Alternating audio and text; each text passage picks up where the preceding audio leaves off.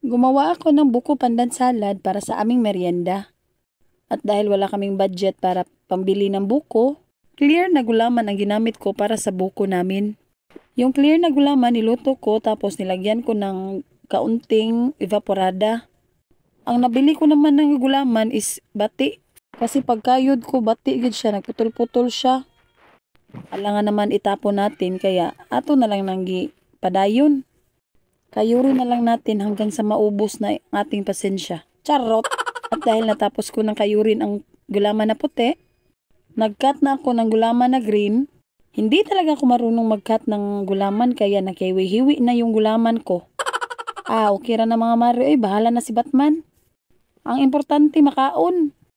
Ayan na, natapos ko na ring hiwain sa wakas. At dahil tapos na akong maghiwa, i-mix ko na yung mga ingredients. Inilagay ko na yung kinayod ko na gulaman na puti dito.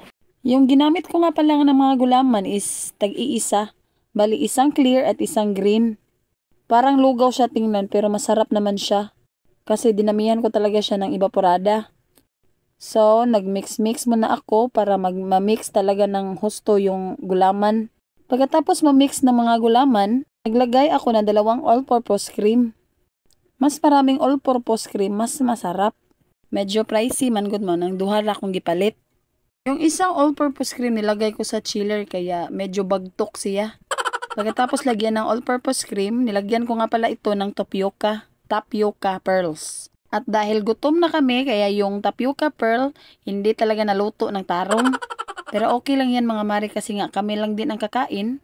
So ayun na mo ka problema ana.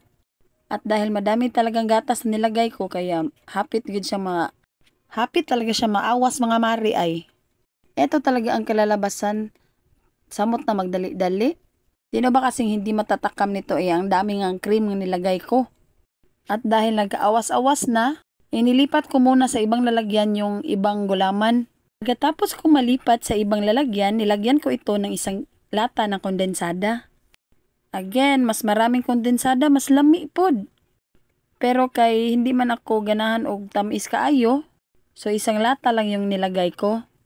Mas mainam naman kasi nang lagyan ng mas maraming cream kaysa condensed milk kasi napakatamis ng kondensada. But then again, depende rin sa panlasa ninyo kaya kayo na ang bahala mga mare.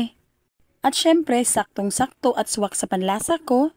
Syempre, palalamigin natin ito para mas malasa talaga. Mas masarap kaya ito kapag malamig. Uniya, kay naabot makadiri sa tumoy. Salamat kaayo sa pagtanaw ug maayong adlaw.